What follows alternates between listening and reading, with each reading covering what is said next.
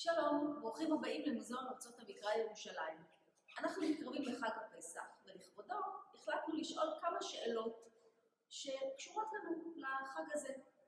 אני בטוחה שכל אחד מכם שאל את עצמו לפחות פעם אחת איך זה שבתנ"ך מופיע השם או המילה פרעה לתיאור כמה מלוכים שונים בתקופות שונות במצרים. למשל, כשאברהם ירד למצרים בגלל רעב בארץ, מוזכר שאשתו שרה, שהייתה אישה יפה מאוד, נלקחה לבית פרעה. מאוחר יותר יעקב ובניו יורדים למצרים ומסופר שהם פוגשים שם את פרעה. אחר כך סופר לנו שקם מלך שלא ידע את יוסף ושמו פרעה. אז השאלה אם באמת זה השם שלו? לא בדיוק. פרעה במצרית עתיקה, פרעה, המשמעות הבית הגדול, שזה בעצם ארמון המלך. ארמון המלך בשלב מסוים הפך להיות הכינוי גם למלך. זאת אומרת, פרעה מלך במצרית עתיקה, אם תרצו.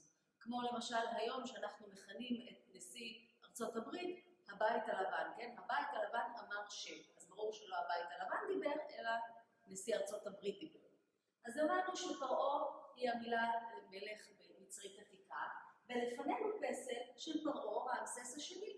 שימו לב, פסל מלכותי, דמות המלך יושבת על כיסא, רגליים חסונות, ידיים על הברכיים בתנוחה של שלטון יציב, שקשה לערער אותו. אבל רגע, חסר פה הראש. אם חסר הראש, איך אני יודעת שזה דווקא רעמסס השני? אז יש לי חדשות, גם אם הראש היה עדיין במקום, לא בטוח שהיינו מזהים אותו בדיוק על פי איזה פורטרט מסוים. רוב הסיכויים שלו. הראש כמובן נפל עם השנים, זה החלק הרגיש ביותר, נאמר, בפסל, בוודאי מהסוג הזה, ואיננו. אבל, לעומת זאת, מה כן יש לנו? משני צידי הפסל יש לנו סימן מיוחד שאנחנו מכנים אותו קרטוש.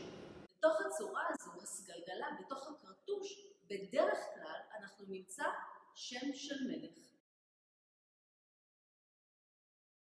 וגם כאן מופיעים שניים משמותיו המלכותיים של המלך רעמסס השני. בכל פעם שנראה את הצירוף הזה של השמות בתוך הקרטושים, נדע שזה רעמסס השני.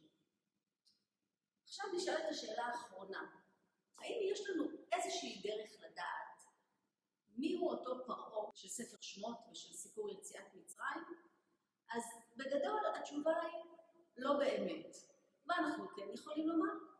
אנחנו יודעים שבני ישראל, על פי ספר שמות, בנו את ערי המסכנות, פיתום ורעמסס. וממקורות מצריים אנחנו יודעים שאותו רעמסס השני בנה לעצמו בירה בשם פי רעמסס, פר רעמסס הבית של רעמסס במזרח הדלתא. זאת אומרת שאנחנו יכולים להניח שאותה רעמסס שמוזכרת בתנ"ך היא בירתו של רעמסס השני. בכל אופן, כשנשב השנה לשולחן הסדר בהרכב כזה או אחר, כולנו נזכור שעברנו את פרעה ונעבור גם את הקורונה.